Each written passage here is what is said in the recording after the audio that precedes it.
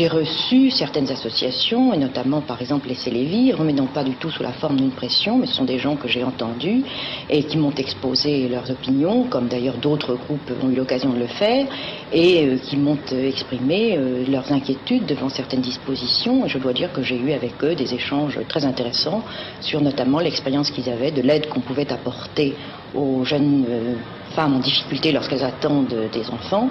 Et je souhaite d'ailleurs qu'une telle association ou d'autres du même genre puissent, en tout état de cause, continuer à recevoir les jeunes femmes, à les aider et éventuellement, autant qu'ils le peuvent, à les dissuader en leur apportant le secours dont elles ont besoin.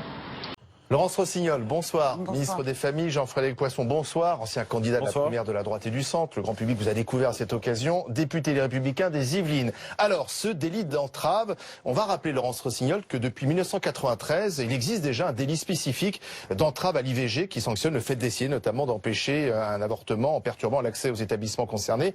Mais là, vous voulez, enfin, les socialistes, et vous défendez cette proposition de loi, veulent l'étendre au site internet. Est-ce que c'est pas une entrave à la liberté d'expression ? La liberté d'expression, elle n'inclut pas le droit de diffuser des contre-vérités, des mensonges, des informations volontairement faussées pour dissuader les femmes de recourir à une IVG. Quoi par exemple ?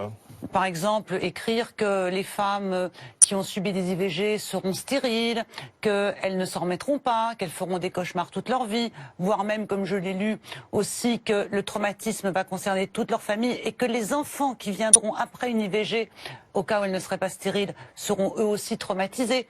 Et en fait, le problème de ces sites, c'est que ce sont des sites militants, des sites de propagande anti-IVG. C'est une opinion. Monsieur Poisson, tout le monde peut dire qu'il est hostile à l'IVG. Tout le monde peut militer pour l'abrogation de la loi Veil. Mais là, on est sur un secteur différent. Il faut prendre l'exemple d'une femme qui a décidé de recourir à une IVG et qui va aller sur Internet, c'est quand même un des premiers lieux d'information maintenant en matière de santé, et qui va chercher des informations comme quand, quel délai, quelle méthode, quel remboursement, qui va arriver sur un site qui aura toutes les apparences d'un site officiel, d'un site d'information, d'ailleurs pas spécialement officiel, d'un site d'information objectif, et qui là va être prise en main progressivement et va souvent atterrir d'ailleurs par l'intermédiaire d'une ligne téléphonique avec un fameux écoutant. Et à ce moment-là, elle va entrer dans un autre processus, c'est-à-dire qu'elle va rencontrer et des informations, des fausses informations et des interlocuteurs qui vont essayer de la faire douter de la décision qu'elle a prise. Et il y a dans cette volonté, j'entendais il y a un instant, cette histoire d'alternative à l'IVG, comme une suspicion qui serait portée sur les femmes. Est-ce qu'elles ont bien réfléchi? Est-ce que cette décision ne serait pas un peu légère? Moi, je considère qu'une femme qui décide de faire une IVG, elle a pris sa décision, elle sait que ce n'est pas anodin, et personne n'est en situation, n'a ni le droit ni le pouvoir de lui demander des comptes, de lui demander de s'expliquer pourquoi, et d'essayer de la faire douter de cette décision. Et tout le monde, tous les gens hostiles à l'IVG pourront continuer de le dire, c'est une opinion, mais ce n'est pas la même chose d'émettre une opinion et de diffuser des fausses informations. Alors Jean-Frédéric Poisson, vous faites ces distinctions aussi ? Je suis assez d'accord avec l'idée que une fausse information, c'est une forme de mensonge, donc il faut combattre les mensonges maintenant. Qu'est-ce qui vous déplaît dans cette proposition de loi ? Je constate plusieurs choses. Premièrement, le gouvernement et sa majorité ont décidé depuis 2 ans, d'abord de supprimer la notion de détresse de la loi sur l'avortement. Deuxièmement, 1 an plus tard, de supprimer le délai de réflexion qui était laissé aux femmes entre le moment où elles souhaitent dire qu'elles souhaitent recourir à un avortement et le jour où elles y recourent. Ces 2 décisions conduisent à cette conséquence. Il n'y a plus aujourd'hui d'espace pour les femmes qui sont concernées d'exprimer ni leur fragilité ni leurs doutes. Et elles se trouvent en mal d'interlocuteur d'une certaine façon. Si le gouvernement faisait sur ses propres sites d'information une information qui justement serait équilibrée, je ne dis pas qu'elle est fausse par son contenu, d'une certaine manière, elle est fausse par défaut. J'entends bien ce que vous dites, Madame le Ministre. Personne ne croit qu'effectivement l'avortement soit un acte anodin. Personne ne considère que les femmes sont jugées ou tenues pour irresponsables ou légères. Je n'ai jamais dit ça. Que reprochez-vous au site officiel ? Je dis simplement que il doit y avoir une vérité qui soit dite sur cette affaire. J'entends ce que dit Madame le Ministre. Il paraît que les femmes font des cauchemars. Il paraît que la fratrie en souffre. Eh bien, il y a des cas dans lesquels ça existe. Et ce qui est regrettable, c'est que à aucun moment on ne donne dans l'information du gouvernement officiel d'une certaine manière, les deux volaient de cette réalité-là. Il y a des femmes qui avortent sous contrainte, ça existe. Il y en a qui ne connaissent pas les conséquences de cet acte, et il a des conséquences, et il faut les connaître. Et pour moi qui suis un des acteurs des lois de bioéthique au sein du Parlement depuis des années, je me souviens que au cœur des lois de bioéthique, il y a cette question du consentement éclairé.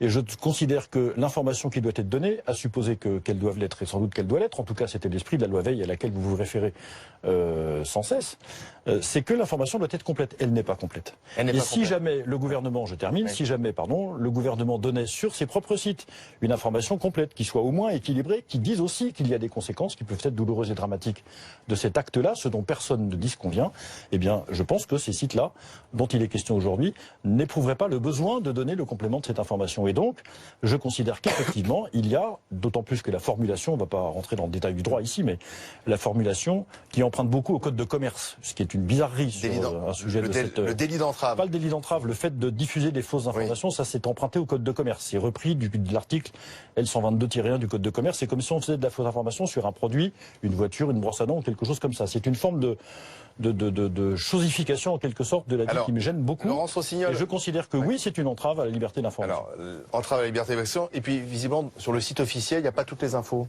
Sur le site officiel, il y a les informations qui sont des informations pratiques. Quand une femme vient chercher des informations sur le type de méthode, IVG médicamenteuse, quel délai? IVG par aspiration, quel délai? Quelle prise en charge par la sécurité sociale? À qui s'adresser? Toutes ces informations-là mais sont sur les conséquences psychologiques. Et sur les conséquences psychologiques, il y en a ou pas. Il y a des femmes pour lesquelles une IVG aura des conséquences psychologiques, et puis des femmes pour lesquelles ça n'aura pas de conséquences psychologiques. Donc il est impossible. C'est pas un acte anodin, c'est peut-être ce qui n'est pas précisé sur le site, c'est ça? Mais pourquoi préciser que c'est pas un acte anodin? Vous croyez qu'une femme qui a décidé, après avoir réfléchi, de recourir à une IVG, elle n'a pas elle-même déjà fait tout ce parcours dans sa tête, de se demander, de prendre sa décision, de peser le pour et le contre, d'évaluer pourquoi elle ne peut pas garder cet enfant? Mais les femmes qui avortent sont des femmes qui ont réfléchi. Il y a, je le disais il y a un instant, comme une espèce de présomption de décision qui n'aurait pas mûri. Tout cela n'est pas nécessaire. Pourquoi ce débat en 2016? Pourquoi ce débat, Jean-Frédéric Poisson, en 2016? Un débat qui finalement a été tranché il y a bien longtemps maintenant. Monsieur, c'est pas l'opposition parlementaire qui met à l'ordre du jour cette proposition de loi. C'est pas nous qui. Oui, d'accord, mais pendant la primaire, je vous rappelle, de la droite et du centre, ce débat sur l'IVG a eu lieu également. Oui, enfin c'est pas nous non plus qui l'avons engagé. Ça fait beaucoup quand même. Non, mais il y a un débat parce que c'est un sujet central, important. Enfin, il s'agit de la vie des femmes, des pères, des mères, des enfants en l'espèce. Mais la loi Veil a finalement réglé le problème. Non, elle n'a pas réglé le problème, en tout cas pas celui-là. Personne ne prétend, et en tout cas pas moi, que les femmes qui décident de recourir à un avortement le fassent de manière légère. Je dis simplement, et c'est vérifié absolument partout, que beaucoup le font sous la contrainte. Elles le font. Vous ne pouvez pas dire ça, Monsieur Poisson, que beaucoup de femmes, sous la contrainte de qui? Est-ce que je peux terminer? Oui, dites-nous simplement sous la contrainte de qui? De leur conjoint, de leur employeur, de leur entourage, je ne sais pas. Il y a des tas de cas. Vous avez des exemples? Mais c'est sur tous les forums, monsieur. Il suffit d'y aller ou d'être en relation. Il y a combien d'avortements par an? 220 000 environ. Est-ce que ce chiffre a évolué, a progressé? C'est un chiffre qui est stable. Donc le chiffre ne bouge pas finalement? Non, c'est justement ça qui est étonnant. Il est très supérieur aux pays voisins en proportion de la population. Enfin, c'est une question aussi sur l'échec d'un certain nombre de politiques de santé publique. Justement. Mais je vais terminer, pardon. Il aurait dû baisser ce chiffre selon vous? Oui, bien sûr. Vous parliez de l'INSERM tout à l'heure, Madame le Ministre, mais ce serait bien aussi des IVG médicamenteuses et de l'information qu'en fait le gouvernement sur le site. Il serait bien que sur le même site, on publie le rapport de l'INSERM qui dit qu'il y a des complications médicales importantes dans beaucoup de cas d'IVG médicamenteuse. C'est une information que les femmes doivent pouvoir connaître. Les femmes ne font pas deux choses. Les femmes ne font pas des IVG toutes seules. Avec des produits qu'elles achètent sur Internet. L'IVG est pratiquée par des professions de santé, par des médecins ou des sages-femmes. Cette discussion-là, elles vont l'avoir avec le médecin, la sage-femme, qui vont pratiquer l'IVG. C'est un dialogue qu'il y a au moment de chaque intervention médicale. Pourquoi le chiffre ne bouge pas, le nombre d'avortements? Le chiffre ne bouge pas parce que d'abord, il y a beaucoup d'accidents de contraception. Aucune contraception n'est 100% fiable et donc une grande partie des IVG sont dues à des accidents de contraception. Et puis parce que nous avons aussi des déficits et des défaillances en matière d'information à la sexualité. Et je suis très étonnée quand j'entends Monsieur Poisson qui, effectivement, d'un certain point de vue, nous conteste le droit d'aller empêcher ces sites de désinformation. être le même, c'est les mêmes courants de pensée qui ne veulent pas que à l'école, dans les lycées, dans les collèges, il y ait une information à la contraception au motif que cette information sur la sexualité et la contraception ne relèverait pas de l'éducation nationale, mais relèverait de la famille. C'est paradoxal. Et il y a là quelque chose de très paradoxal. Comme M. Wauquiez, qui comme député probablement s'apprête demain à ne pas voter la proposition de loi, à voter contre. Baisse de 30%, comme il l'a annoncé, les subventions au planning familial dans sa région. À ce moment-là, il prive les lycéens des moyens d'information parce que ce sont les associations comme le planning familial qui viennent informer sur la contraception. Il ne faut pas se plaindre que donc, le nombre d'avortements voilà, donc faut pas à la fois, faut pas se plaindre, ou plutôt faut choisir. Oui, lorsqu'on a des réticences à l'égard de l'avortement, alors il faut être le premier porte-parole des campagnes de contraception auprès des Alors, réponse jeunes sur ce lycéens. sujet à Jean-Frédéric Poisson. Non, moi je reviens sur... Vous ne voulez pas répondre sur ça pour... J'ai autre chose à dire. Ces ambiguïtés. Non, j'ai autre chose à dire. On veut moins de planning familial. Je reviens sur ce que j'évoquais tout à l'heure. Je répète que dans les cas au moins où cette situation se présente, et elle se présente, où effectivement un certain nombre de femmes ne trouvent pas d'autres solutions parce qu'on ne leur propose pas d'autres solutions que celle de recourir à l'avortement, eh bien il est normal qu'elles puissent trouver des endroits pour s'informer sur les alternatives qui sont possibles pour elles.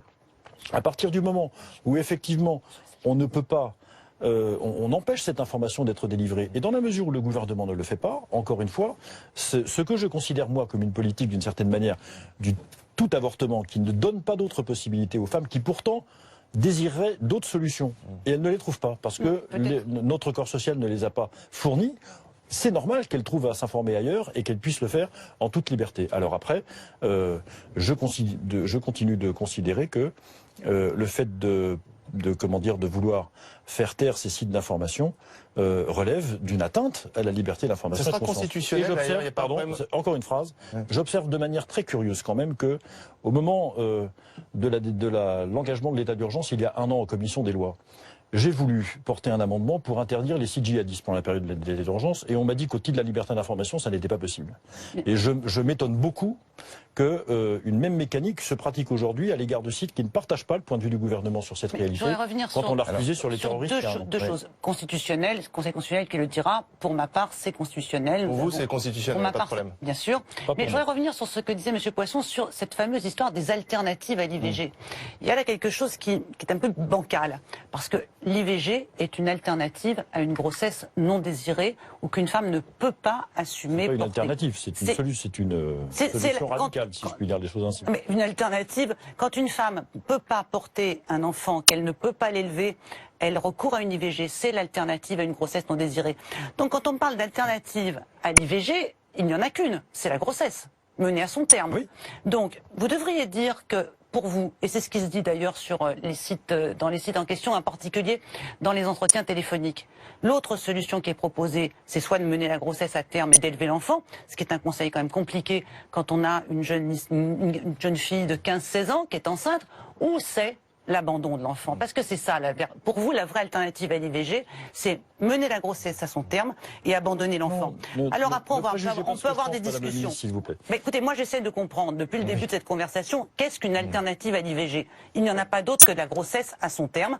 Et si on en est à discuter des impacts psychologiques de ces solutions, il y en a aussi, et pour ma part, je voudrais juste dire un mot en conclusion, la liberté d'expression, elle n'est absolument pas altérée par ce que nous faisons. Nous n'interdisons pas les sites, nous étendons le délit d'entrave qui existe déjà aux informations faussées et tronquées destinées à tromper les femmes sciemment pour les dissuader de recourir à une IVG. Merci Laurence Rossignol, merci Jean-Frédéric Poisson.